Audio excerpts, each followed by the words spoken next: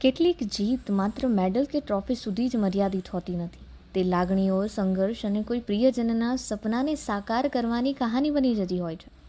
સુરતના યુવા સ્વિમર કુંજ હર્ષુલ દેસાઈની તાજેતરની સિદ્ધિ પણ કંઈક આવી જ એક ભાવનાત્મક અને પ્રેરણાદાયી ગાથા છે.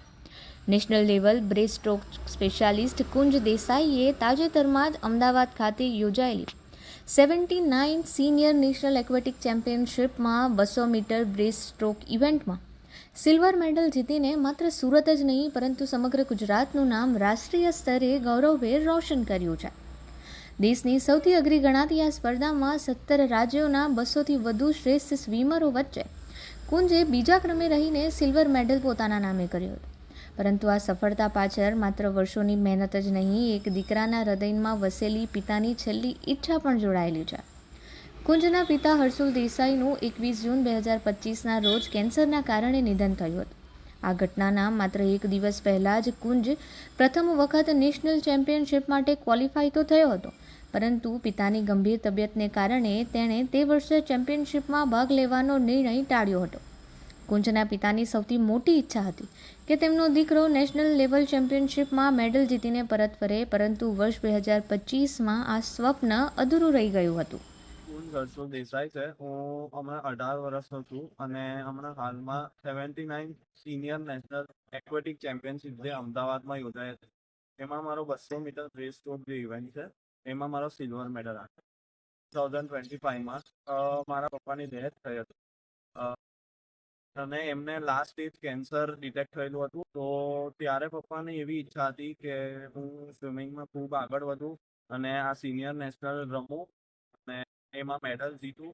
બટ ગયા વર્ષે એ મારું પોસિબલ નહીં થયું because of some urgent reasons, because of father's death. અને એટલે માટે પછી મેં ઠાની દીધેલું કે મારા પપ્પાને હું આ મેડલ અપાવીને રહીશ અને આ વર્ષે મેં એમનું સપનું પૂરું કર્યું.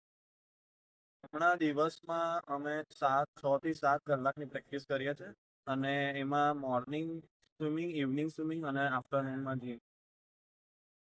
પપ્પાના ગયા પછી મેં મગજથી ઠાની લીધેલું હતું કે હું મારા પપ્પાનું ડ્રીમ પૂરું કરીને રહીશ. બિકોઝ પપ્પા લાસ્ટલી પણ મને કહીને ગયેલા કે તું આગળ વધતો રહેજે અને બસ મેં આ મારા પપ્પા માટે કર્યું છે અને બસ એમનું સપનું સાકાર. પિતાના નિધન બાદ કુંજ માનસિક રીતે ભાંગી પડ્યો હતો, પરંતુ તેણે નક્કી કર્યું હતું કે પિતાની આ અધૂરી ઈચ્છાને તેણે કોઈ પણ ભોગે પૂર્ણ કરવી છે. ત્યારબાદ તેણે પોતાનું ફોકસ અને સ્વમય સ્વિમિંગ માટે અર્પિત કરી દીધો. દિવસ રાત એની કઠોર પ્રેક્ટિસ, અવિરત મહેનત અને અડગ સંકલ્પના પરિણામે 1 વર્ષ બાદ તેને એ જ સિદ્ધિ મળી જેના માટે તે સતત લડી રહ્યો હતો. કુદરતનો અદ્ભુત સંયોગ કહો કે નસીબની રમત. ગયા વર્ષે જે તારીખે તે નેશનલ સ્પર્ધામાં ભાગ લઈ નહોતો શક્યો, એ જ તારીખે વર્ષ 2026માં તેણે નેશનલ લેવલનો સિલ્વર મેડલ મેળવ્યો. વધુ ભાવુક ઘટના તો એ છે કે 21 જૂન 2026ના રોજ જ્યારે તે મેડલ સાથે પરત સુરત ફર્યો, એ જ દિવસે ફાધર્સ ડે હતો.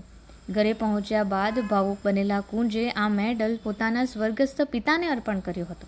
આ જોઈને સૌ કોઈની આંખ આંસુઓથી છલકાઈ ઉઠી હતી. કુંજ હાલ આગળની ચેમ્પિયનશિપ માટે ખૂબ જ મહેનત કરી રહ્યો છે. દરરોજ 6 થી 7 કલાકની પ્રેક્ટિસ કરે છે. મારું નામ ધવલ સારંગ છે અને હું કુંજને 2017થી હું કોચિંગ કરું છું.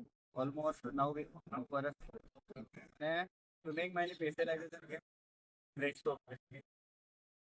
એના ફાધરની ડેથ થયા પછી ઓલમોસ્ટ એને પોતાની પર સેલ્ફ કોન્ફિડન્સ, પોતે કંઈક કરવું છે અને આપણે ગુજરાતને મેડલ અપાવવો છે અને ઇન્ડિયાને રિપ્રેઝન્ટ કરવું છે, એ માટેની મોટી એવી ધગશ એનામાં ઊભી થઈ એવું મને લાગે.